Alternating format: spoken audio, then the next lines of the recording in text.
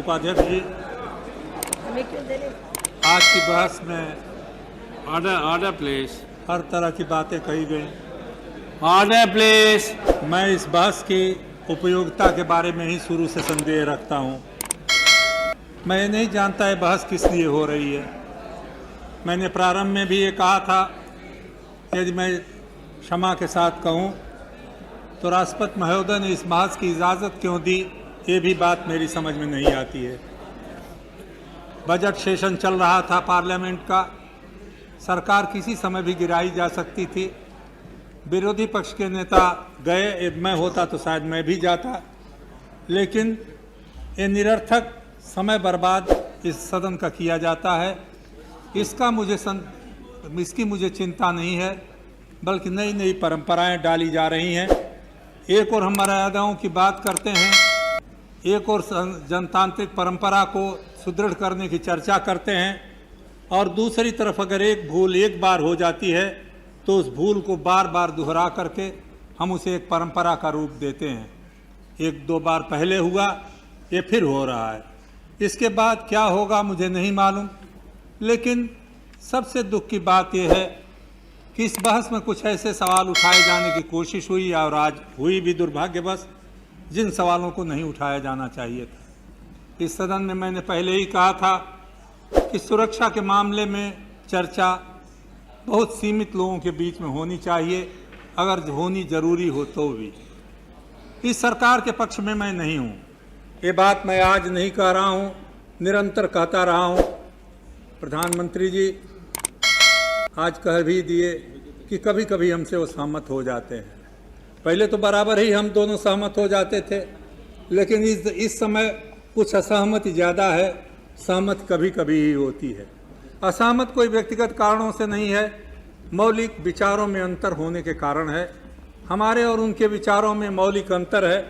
हमारे मित्र जॉर्ज फर्नांडिस से मेरी सहमत कोई नहीं है, लेकिन जिस समय सुरक्षा के मामलों में बयान दिए गए, जॉर्ज फर्नांडिस को बिना मिले, उनसे बिना पूछे मैंने कहा कि इस विवाद में रक्षा मंत्री के विरुद्ध कोई बयान देना उस व्यक्ति का मेरी समझ में उत्तरदायित्वपूर्ण नहीं है जो सुरक्षा के बारे में या सरकार चलाने के बारे में या संसदीय परंपरा के बारे में, उसके भविष्य के बारे में थोड़ी भी चिंता रखता है। मैं किसी व्यक्ति विशेष को नहीं कहना चाहता, लेकिन जो लोग उच्च पदों पर रहे हैं, जो लोग जिम्मेदारी को निभाए हैं, जिनको सुरक्षा मंत्रालय के बारे में जानकारी है, वो लोग इस बात की चर्चा चलाएं कि किन कारणों से एक कोई अधिकारी हटाया गया, उस पर कोई कमेटी बैठाई जाए, उस पर कोई बहस चलाई जाए। तो मुझे ऐसा लगता है कि हम अपने राष्ट्रीय कर्तव्य का निर्वहन नहीं कर रहे हैं। यदि कोई ऐसी बात हो, रक्षा मंत्री से बात हो सकती है, प्रधानमंत्री से बात हो सकती है, उसमें कमजोरियां हो सकती हैं, उसमें कमियां हो सकती हैं। मैंने कभी जानने की भी कोशिश नहीं की कि किन कारणों से, क्या उसमें आरोप थे जिनके आधार पर वो व्यक्ति हटाया गया। लेकिन एक बार अगर सुरक्षा विभाग का कोई अधिकारी हटाया जाता है तो अब तक की यही परंपरा रही है। शिवराज पाटिल जी उसे की जानकारी रखते हैं, हमारे मित्र शरद पवार जी रखते हैं, देवेगौड़ा जी रखते हैं, मुलायम सिंह जी रखते हैं, देवेगौड़ा जी जानते हैं। क्या उसके लिए रास्ता नहीं था कि वो राष्ट्रपति महोदय के पास जाता, अपनी अपील करता, चाहे वो चाहे उसके परिवार का कोई व्यक्ति। यदि अखबारों में जाए तो एक ही ये बहुत बड़ा जुर्म था जिस पर उस अधिकारी को रक्षा विभाग से हटा दिया जाना चाहिए। मेरी ये मान्यता है और मैं इसको मानता हूँ। दुनिया में कहा जाता है बहुत जगह बहसें हुई, लेकिन दुनिया में बहस इस तरह से नहीं हुई होगी कि रक्षा मंत्री में और अगर किसी अधिकारी में कोई विवाद खड़ा हो गया तो हम लोग रक्षा मंत्री की आलोचना करने के लिए अखबारों का सहारा लें।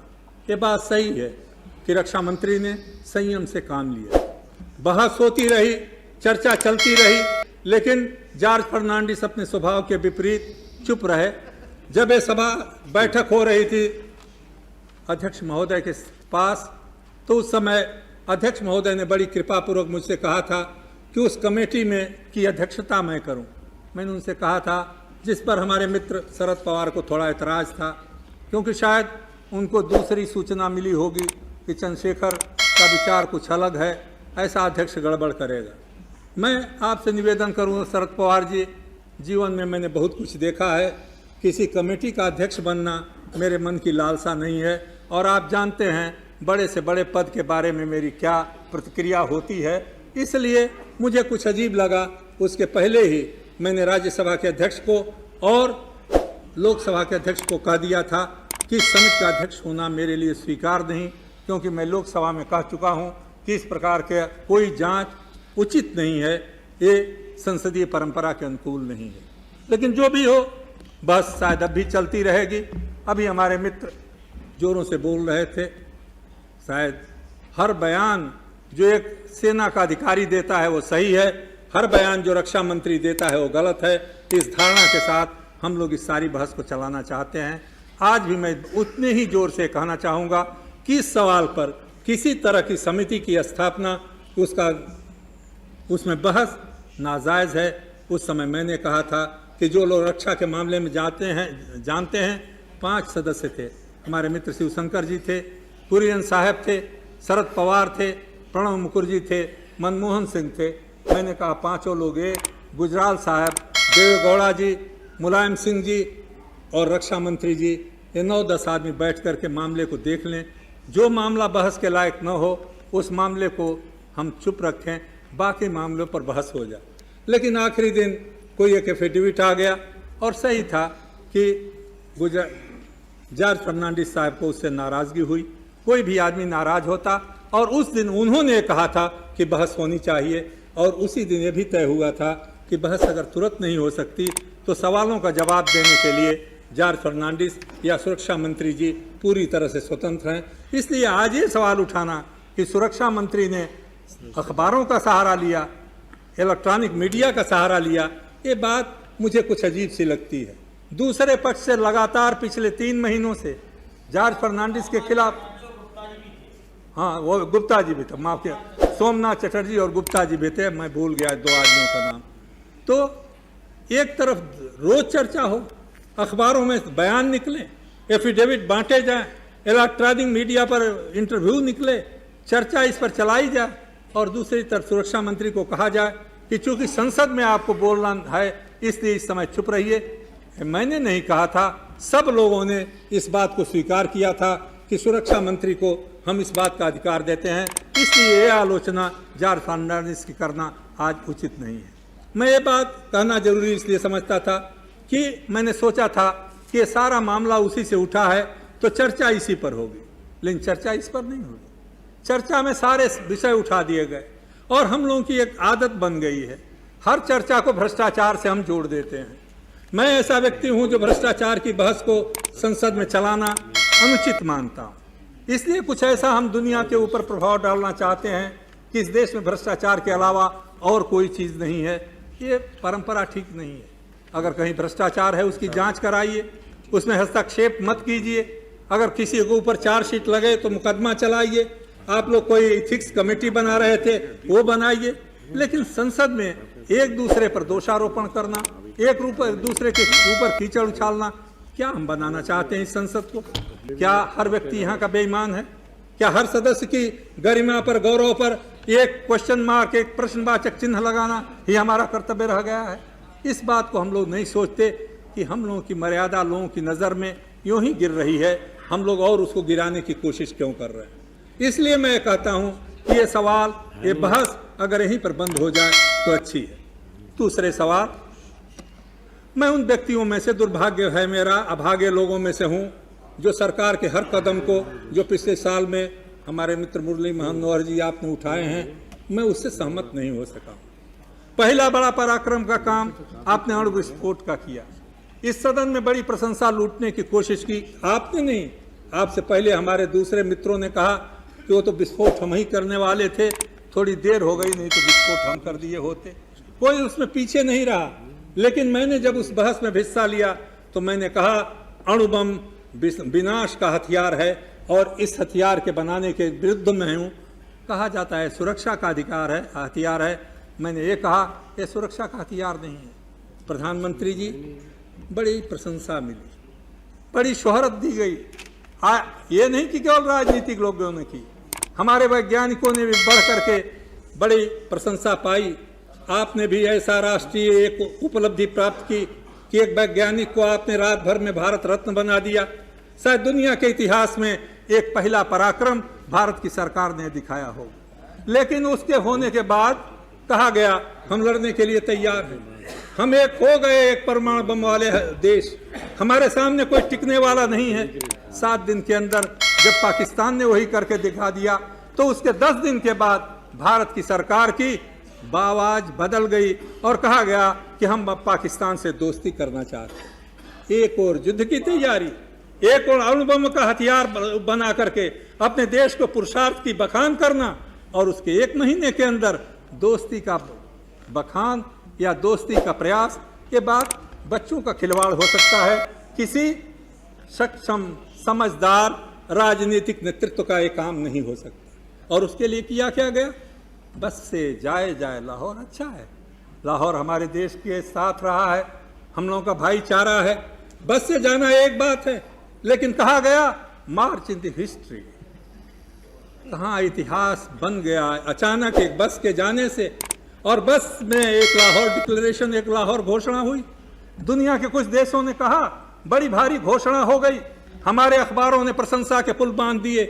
लेकिन जब हम लोग लंका में गए और सार्क में पाकिस्तान के लोगों ने कहना शुरू किया कि ये बड़ी अच्छी घोषणा है, इसको सार्क डिक्लेरेशन में एक जुटा लीजिए, शामिल कर लीजिए, तो हम लोग बगले में हाँकने लगे। पूरी तरह तो नहीं जुटा, कुछ तो जुट गया। ये बड़ी भारी उपलब्धि है सरकार की।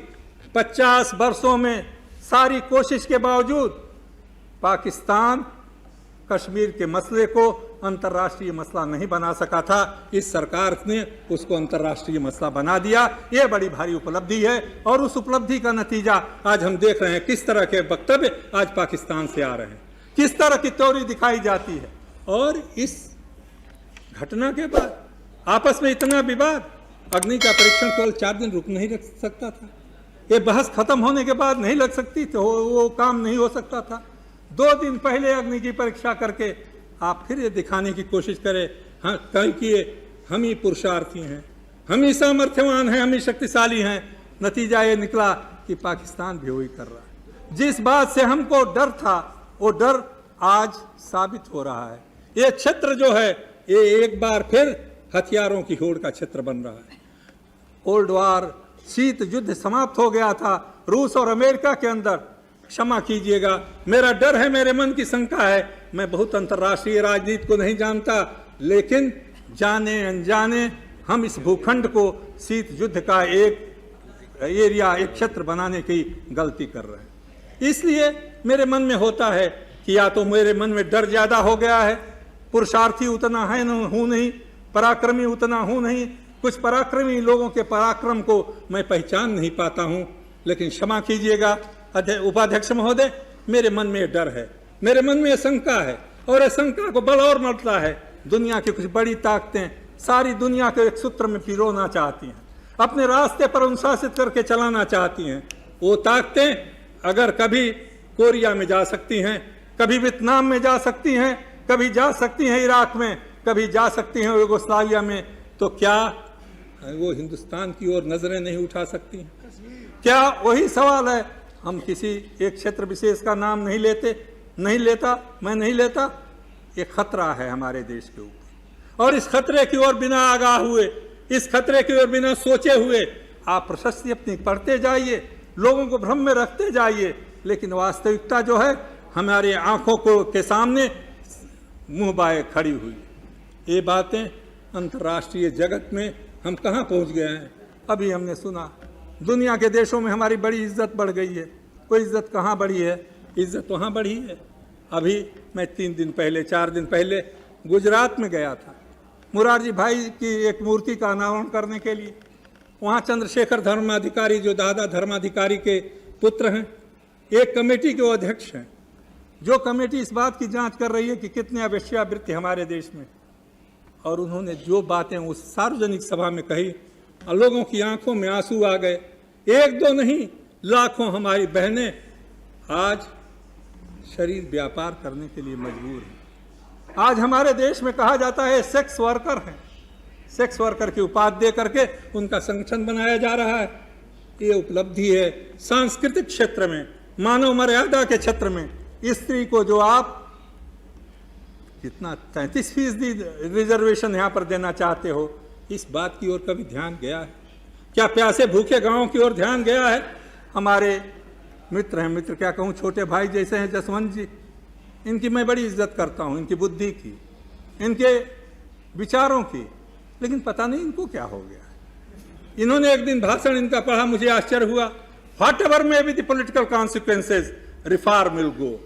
Mister George Fernandes, it was your finance minister who was speaking. मैं समझता हूँ 1991 में जिन लोगों ने लिबरलाइजेशन या उदारीकरण किया, उन्होंने अपराध किया। इसी सदन में मैंने कहा था, मनमोहन सिंह जी, मेरा मन मानने को स्वीकार नहीं होता कि जो कुछ सोचा था पंडित जवाहरलाल नेहरू से लेकर के इंदिरा गांधी तक, वो सारी इंदिरा गांधी की, सारे जवाहरलाल और गांधी जी की बुद्धि आपकी बुद्धि से और नरसिम्हा राव की बुद्धि से कम हो गई।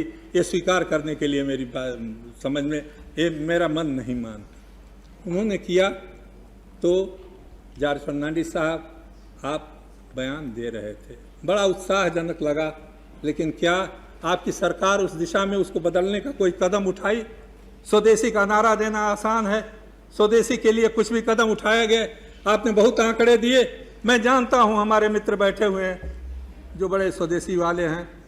जो कुछ हो रहा है, राज्य सरकारें जो कर रही हैं, केवल वेस्ट बंगाल में नहीं हो रहा है, सारे मुख्यमंत्री आज आज़ाद हैं विदेशों से पैसा मांगने के लिए, वर्ल्ड बैंक और IMF से समझौता करने के लिए।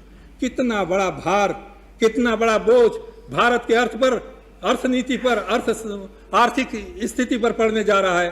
ये जसवंत सिन्हा जब रात को सोते होंगे तो इनको बात याद आती होगी। केवल अपने रिजर्व बैंक को नहीं देखते होंगे, कितना कर्जा लिया है राज्यों ने, और हर राज्य से अगर भुगतान नहीं कर पाएगा तो उसकी देनदारी आपके ऊपर होगी। आपने कोई इस पर रोक लगाई? किसी मुख्यमंत्री को वैसे एडवर्टीजमेंट छापने से आपने मना किया? क्या आपने स्वदेशी के लिए कहा कभी अपने देश के लोगों को? उतना बड़ा एडवर्टीजमेंट निकल रहा है, क्या वित्त मंत्रालय ने कहा कि अपने देश की बनी हुई वस्तुओं को खरीदो? क्या हुआ आपके पुरुषार्थ को, मुरली मनोहर जोशी जी? मैं बार बार आपसे कहा करता था, एक बार नहीं अनेक बार, मोर मुकुट कटकाछनी भले बने हो नाथ, तुलसी मस्तक तब नवे जब धनुष बाण हो। वो धनुष बाण हाथ में नहीं रहा, आप बिखर गए, आप दबक गए। आप ये समझे कि किसी तरह से, ये मत कहिए, दूसरों की आलोचना करना बड़ा आसान है, लेकिन सत्ता का मोह बड़ा मुश्किल होता है। मैं जानता हूं आप में कोई कमी नहीं, मैं जानता हूं अडवाणी जी के पुरुषार्थ में कोई कमी नहीं, मैं जानता हूं अटल बिहारी वाजपेयी के चिंतन में कोई कमजोरी नहीं, लेकिन ये कुर्सी जिस पर आप लोग बैठे हुए हैं, ये आदमी को ऐसा पकड़ लेती है कि इसको छोड़ना बड़ा मुश्किल हो जाता है। इसके छोड़ने के लिए आत्मविश्वास चाहिए, इसके छोड़ने लिए उत्सर्ग की भावना चाहिए, इसके छोड़ने के लिए आत्म बलिदान चाहिए, इसके लिए छोड़ने के लिए केवल वर्तमान से नहीं, भविष्य में देखने की दूरदृष्टि होनी चाहिए। वो नहीं, ये आर्थिक क्षेत्र में क्या हो रहा है, कितनी बेकारी बढ़ी। जॉर्ज आंकड़े बहुत देते और आंकड़े वे दे सकते थे 52 से लेकर के, और शायद हमारे कांग्रेस के मित्रों का या जो लोग भी सरकार में रहे थे उनकी जबान बंद कर सकते थे। लेकिन जॉर्ज फर्नांडिस, आपने एक आंकड़े क्यों नहीं दिए कि पिछले 8-9 वर्षों में जब से उदारीकरण हुआ कितने छोटे उद्योग बंद हुए? आपके जमाने में कितने उद्योग बंद हुए? कितने सार्वजनिक क्षेत्र के उद्योगों का आप डिसइन्वेस्टमेंट किए और करने जा रहे हैं? डिसइन्वेस्टमेंट और कुछ नहीं है, अपनी कमाई हुई 50 वर्ष की संपदा को बेच करके आज का खर्चा चलाने का काम आप कर रहे हैं। बड़े बड़े नाम, बड़े बड़े नारे, और इसीलिए कहाँ चले गए लालू प्रसाद जी यादव? उन्होंने जब ये कहा था कि स्टेटिस्टिक, उन्होंने जब कहा था, मैंने सुना था उनका भाषण थोड़े देर के लिए, उन्होंने कि स्टेटिस्टिक से सब कुछ साबित नहीं होता। आपने जसवंत जी ठीक, जब चाहते दुनिया में तभी भाषण हो सकता है। स्टेटिस्टिक्स से सब कुछ साबित नहीं होता, उनका कहना भी गलत है, लेकिन स्टेटिस्टिक्स सब कुछ साबित भी नहीं कर। दुनिया में कितनी स्टेटिस्टिक्स हैं, और मैंने तो आपकी सरकार को कहा था कि स्टेटिस्टिक्स के आधार पर ही देख लीजिए कि लिबरलाइजेशन से जो हमने सोचा था वो कुछ किस हद तक वो उपलब्धियां हमको हुई, चाहे आर्थिक उद्योग, विदेशी पूंजी के सवाल पर, चाहे उद्योगों के बढ़ाने के सवाल पर, चाहे रोजगार के सवाल पर, चाहे बेकारी मिटाने के सवाल पर। एक नहीं, सारे हमारे कुटीर उद्योग एक एक करके बंद हो गए। आज हमारे देश में 40-50% छोटे उद्योग बंद हो गए। टाटा ऐसी कंपनी में 20,000 लोग पिछले 4-5 वर्षों में रिट्रेंच हुए। आज हमारे सार्वजनिक क्षेत्र के, ये हमारे मित्र जानते होंगे कितने उद्योग हैं, सब बंद हो गए। एक और ये है, विदेशी और स्वदेशी के झगड़े में मैं नहीं पड़ना चाहता। आप स्वदेशी चलाना चाहते हो और साथ में सुषमा स्वराज की चलाई हुई टेलीविजन की नीतियां भी चलाना चाहते। कभी देखो टेलीविजन को, कितना स्वदेशी है वहां पर। उस टेलीविजन के होते हुए उमा जी तपस्विनी है, वो पता नहीं कभी देखती हैं कि नहीं टेलीविजन को। उस टेलीविजन का और स्वदेशी का क्या संबंध? उसका कोई दूर का भी रिश्ता हो सकता है क्या? उसको आप नहीं रोक सकते थे क्या? उस पर आप प्रतिबंध नहीं लगा सकते थे क्या? उसमें नई तरह की तस्वीरें आप नहीं दिखा सकते थे? मैं आपसे पूछना चाहता हूं, मैं जानता हूं कि WTO पर दस्तखत करने के बाद हम बहुत हद तक मजबूर हैं, लेकिन पेटेंट बिल पास करते समय विधि आयोग के सिफारिश को छिपा करके रखना कोई जरूरी था क्या? उस पर चर्चा इस सदन में नहीं हो सकती थी? उसके जरिए जो संविधान, उस कानून में परिवर्तन हो सकते थे, वो परिवर्तन नहीं हो सकता था। वो क्यों नहीं किया गया? वो करने के पहले हमारे मित्र जो हैं कांग्रेस के लोग, ये लोग भी कहते हैं उसको करना तो जरूरी था। कोई आप में और उनमें फर्क नहीं है जहां तक आर्थिक सवाल है तो का सवाल है, जहां तक विदेशों से संबंध का सवाल है। और ये सवाल मैं कहना चाहता हूं, हमारे मित्र इंद्रजीत जी नहीं है, हमारे मित्र सोमनाथ चटर्जी नहीं है, मुलायम सिंह जी और लालू प्रसाद जी, आपसे मैं कहना चाहता हूं, शिवशंकर जी और राजेश पायलट जी, बड़े स्वदेशी के आप भी समर्थक हो।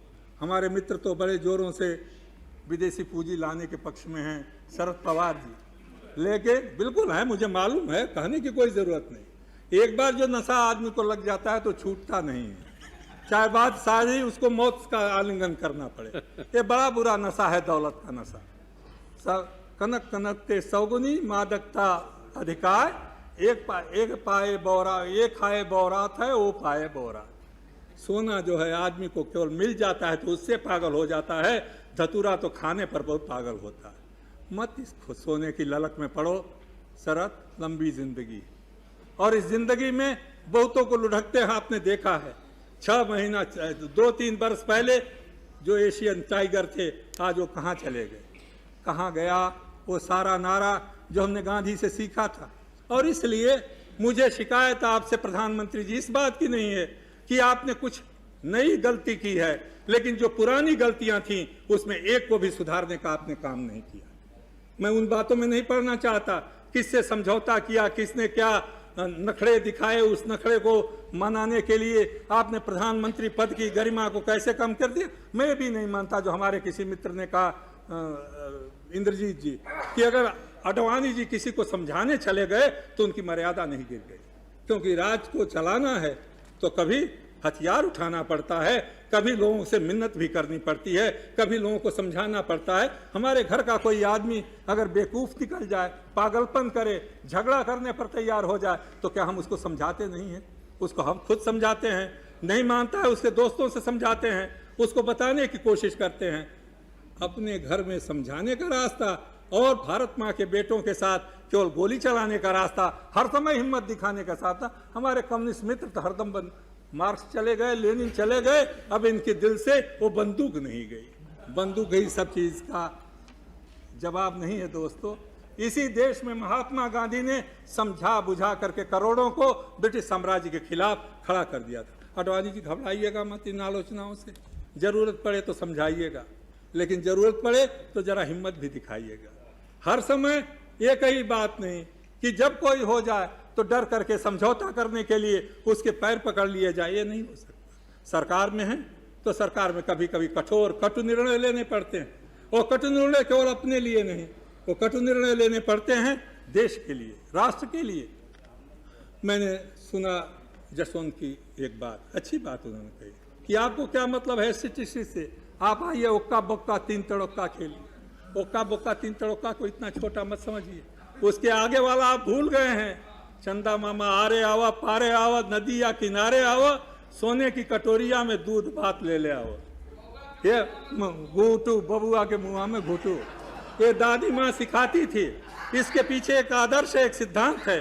ये समझिए नहीं, हमारी प्रकृति में जो कुछ साधन है, उन साधनों पर हमारा विश्वास, हमारी आत्मशक्ति पर विश्वास, हमारे ममत्व पर विश्वास, हमारी इच्छा शक्ति पर विश्वास, ये स्वदेशी की अवधारणा है। ये स्वदेशी का केंद्र बिंदु है, जिसको आप समझिए। मत गांव की बोली में कही गई बातों को आप ऐसे मजाक की बात समझिए। लालू जी, आप भी गंभीर बातों को जरा गंभीरता से कहा कीजिए। हर समय गंभीर बातों को भी छिछला बना करके हम देश की अस्मिता को कमजोर करते। आज जरूरत है कि उस बात को करने के लिए हम लोगों का विवाद अगर आपस में कम हो जाता। अभी जब ये विवाद हो रहा था तो मेरा जार से मेरी दोस्ती है, लेकिन जार से मेरा कोई लेना देना नहीं है सरकार। लेकिन हमारे कांग्रेस के मित्र बड़े गुस्से में थे। गुस्से में होके क्या करोगे? जो कागज वो कह रहे थे उनके पास वो कागज अभी आ गया, चाहते हो उसको देखो? नहीं, आप हम ही आके किसी ने कहा वो कागज आ गया, क्या यही हम एक दूसरे को दिखाना चाहते हैं? क्या इसी के लिए संसद है? किसी के लिए विश्वास और क्या कहते हैं अविश्वास है? क्या इसी चर्चा के लिए संसद है? क्या इसी के लिए हम लोग? उपाध्यक्ष महोदय, मैं बोलता नहीं, मेरी बोलने की इच्छा नहीं। बड़ी कृपा कि आपके अध्यक्ष महोदय ने मुझे इस समय अनुमति दी, लेकिन कहीं गलतफहमी न हो जाए। मैं आपको चाहता हूं, मैं आपसे मैंने बहुत पहले कहा था जब स्वर्ण जयंती मनाई गई थी, हम क्या एक साल के लिए नहीं भूल सकते? कोई भी सरकार हो, हम भूख के सवाल पर, प्यास के सवाल पर, बेरोजगारी के सवाल पर, शिक्षा के सवाल पर सब लोग मिलकर के काम करेंगे। वो काम हम नहीं कर सकते, हम रोज रोज लड़ते रहेंगे। हमने इसलिए उसका कहा था कि ये विवाद न हो तो अच्छा है, लेकिन प्रधानमंत्री जी आपने माहौल नहीं बनाया। अडवाणी जी, मैं नहीं जानता, मैं वो बातें नहीं कहूँगा जो दूसरे लोग कहते हैं, लेकिन रोज जो बात चर्चा होती है, मैं नहीं जानता ये संघ परिवार क्या पाना चाहता है, क्या करना चाहता है। आपस में टकराव करके, क्या आपकी टांग खींच करके, क्या वो लोग हावी होना चाहते हैं देश के ऊपर? अगर उनके मन में कोई ऐसी बात है जो बात संसदीय जनतंत्र की परिधि से बाहर है, तो लोगों के मन में शंका होना स्वाभाविक है, और इसलिए ये खतरा लोगों के मन में दिखाई पड़ता है। बहुत चीजें इसलिए बिगड़ जाती हैं कि हम लोग आपस में बातचीत नहीं करते। अभी हमारे मित्र मुलायम सिंह जी हैं, उनकी बड़ी नाराजगी है उत्तर प्रदेश के मुख्यमंत्री से, और सही है कुछ मानों में। उन्होंने आज सवेरे मुझसे कुछ बात कही, दोपहर में मुख्यमंत्री जी मिल गए। मैंने कहा आपने ऐसी गलती क्यों की? उन्होंने कहा हमने गलती नहीं की, हम उस गलती को सुधारने के लिए कदम उठाए, और 4 दिन में वो गलती, हम उसकी तफसील नहीं कुछ कहेंगे। मुलायम सिंह जी को आप बता दीजिएगा, मुझे याद नहीं पड़ा, चर्चा करते समय मेरे दिमाग में बात आ गई। कभी कभी बात कर लेनी चाहिए, कभी कभी चर्चा कर लेनी चाहिए, आर्थिक सवालों पर, राजनीतिक सवालों पर। हाँ जी, एक शादी में मिल गए तो मैंने बात की थी। आर्थिक राजनीतिक सवालों पर मतभेद होते हुए भी आखिरकार हम लोग इंसान हैं। राजनीति हमारे जीवन का 10% होगी, 90% राजनीति से हम लोग अलग हैं, और अगर उस 90% को हम विकसित नहीं करेंगे तो हम देश बनाने का काम नहीं कर सकते, हम निर्माण का काम नहीं कर सकते। आपस में अगर हम लोगों में सहयोग नहीं होगा तो करोड़ों लोगों का सहयोग लेकर के राष्ट्र निर्माण का काम कैसे हो सकेगा? हमारी समस्याओं का समाधान London, Washington, IMF, world bank में नहीं है जसवंत जी। समस्याओं का समाधान है हमारे नौजवानों के मनोबल में, हमारे गांव की गलियों में रहने वाले किसानों की बाहों की ताकत में, हमारे कल कारखानों में काम करने वाले मजदूरों की बाहों की ताकत में। आइए हम उनको सजाएं, एक जगह एकत्र करें, वही शक्ति पैदा करके। इस देश में महात्मा गांधी ने आज़ादी हासिल की थी। सबसे बड़ा राजनीतिक अपराध आप लोगों ने नहीं किया है। 1991 में शिवशंकर जी कहने के लिए क्षमा कीजिएगा, आपने शुरू किया था। जो मनोबल महात्मा गांधी ने गुलाम देश में बनाया था, उस मनोबल को तोड़ने की जिम्मेदारी आप सब पर है, हम सब पर है। हमने उसके साथ समझौता किया था। मुझे एक ही बात का संतोष है, मेरी आवाज़ कोई सुने या ना सुने, मैंने इन बातों पर कभी समझौता नहीं किया, और इसीलिए मैं चाहते हुए भी अडवाणी जी आपके प्रस्ताव का समर्थन नहीं कर सकता। क्योंकि आपका प्रस्ताव इसलिए नहीं कि मुझे मन में कोई कटुता है, मुझे कोई आशा उनसे भी नहीं। मैं नहीं जानता कि मुलायम सिंह और लालू प्रसाद यादव या हमारे कम्युनिस्ट मित्रों के या हमारे मित्र जो नेता हैं उधर शरद पवार जी, उनकी भी कितनी चलेगी। लेकिन याद रखना, ये मत समझना कि सत्ता पा करके सब कुछ हम हासिल कर लेंगे। एक अंत में हिंदी की कविता सुना देता हूँ। जिन हाथों में शक्ति भरी है राज तिलक देने की, उन हाथों में ही ताकत है सर उतार लेने की। श्री नायडू।